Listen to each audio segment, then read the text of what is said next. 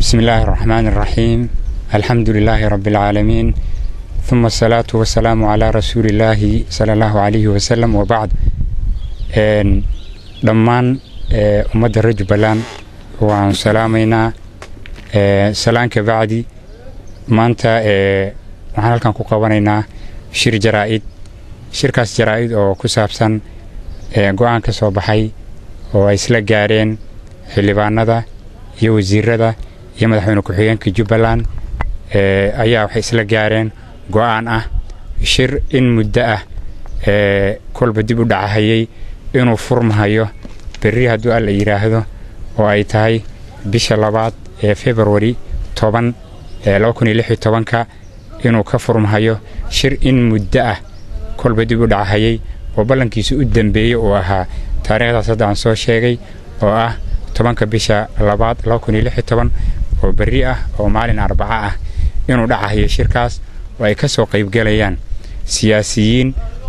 u dhashay Jubbaland gaar ahaan beesha Sade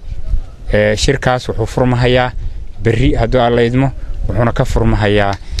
caasimadda ku meel gaarka ah ee Jubbaland magaalada Kismaayo oo xarunta hadda ku meel gaarka ah ee Jubbaland ah waxaan ugu baaqaynaa marka dhinacyadii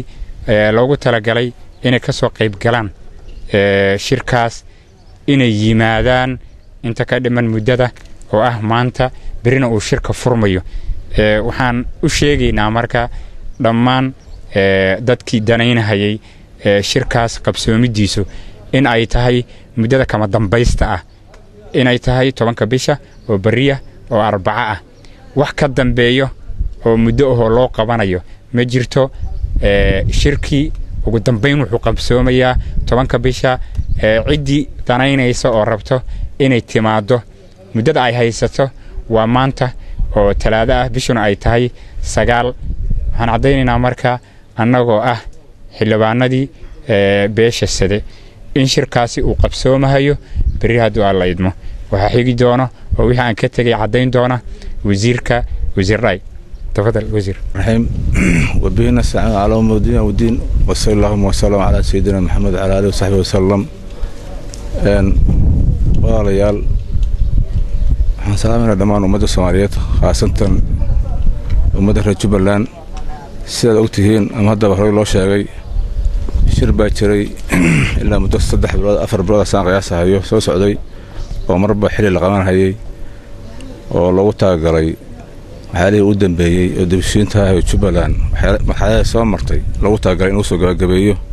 shirkaas marba muddo la qabanayay dib u dhacayay hadda waxaa la go'aansaday oo wasiirada iyo madaxweyne ku-xigeenka iyo xildhibaanada ka soo jeeda gobolkan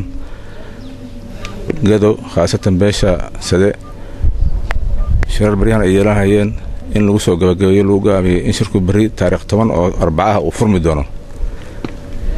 shirkaas dad badan baa soo hayay oo qaar la dib baa loo dhigay qaar waxay lahayn waa la baajiyay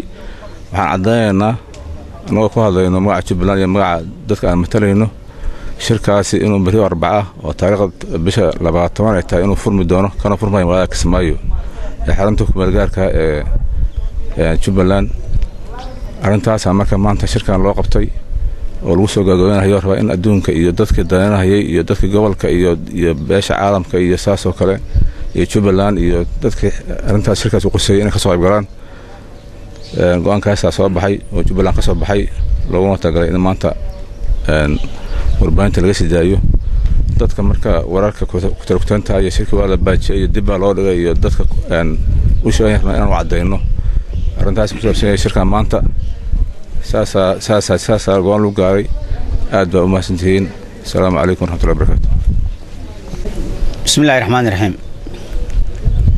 marka hore waxaan salaameynaa TV-ga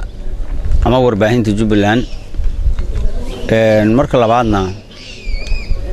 xildhibaanadii ugu horeeyay arinta ay ka hadleen oo ahayd muddo shir socday cilaamintiisa oo soo jiitamayo dhowr jeer in la qabto inta la isku day qabsooma waay mar Soomaaliya oo dhan baa marti noo ahaydoo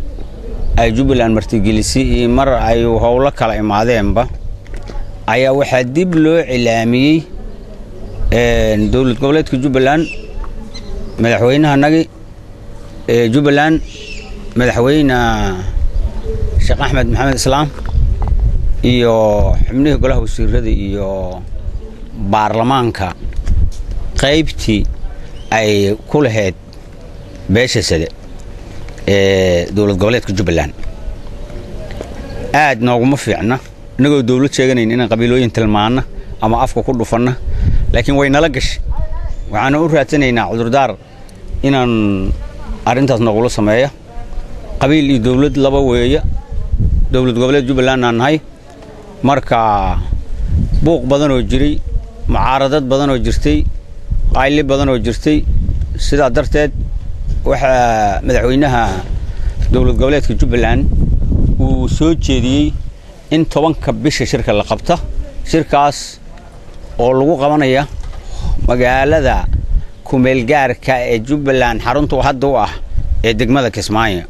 wafdigu hogaaminaya wasiirkii gaashaandhigga Generaal Cabdiqaadir Sheekh Cali Diinina inuu Muqdisho ka yimaadaan sugayna in alla intii danaynaysay ee intii qaylinaysay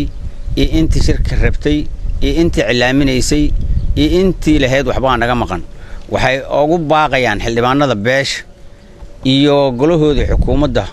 waxay ku baaqayaan 10ka bisha Febraayo oo birita ah shirka inuu furmayo cidii aan ka soo qayb galin qaaylidanba uma taala waxba naga maqan uma taala waxba aan tabanayna uma taala waxaan cadeynaynaa annagoo ah dawlad goboleedka Jubbaland xildhibaanadiisii iyo xubnihiisii golaha wasiiradaba shirki inuu furan yahay biri oo si waafi u furan yahay ilaa heer madaxweyne ilaa iyo Jubbaland gees iyo ka gees loo diyaar garoobay shirkaas qaabkii loo soo dhaweyn lahay iyo martigelintiisa ama xag amni ha noqoto ama xag dejineed ha noqoto oo hala dejiyo ama xag wada hadalba ha noqoto baa furan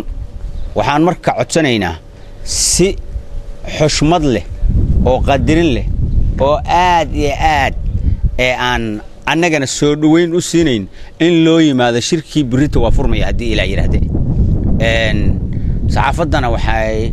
ka codsanaynaa sidii aan u siino warka insha Allah inay u sii daaysa gaarsiiso caawo birito ay ku celcelis ilaa maanta hadii ilaa yiraahda cid kastana si ay u gaarto cid kasta oo daneynaysa arrintan si ay u gaarto ogana soo qayb gashay shirka wassalaamu calaykum waraxmatullaahi wabarakaatuh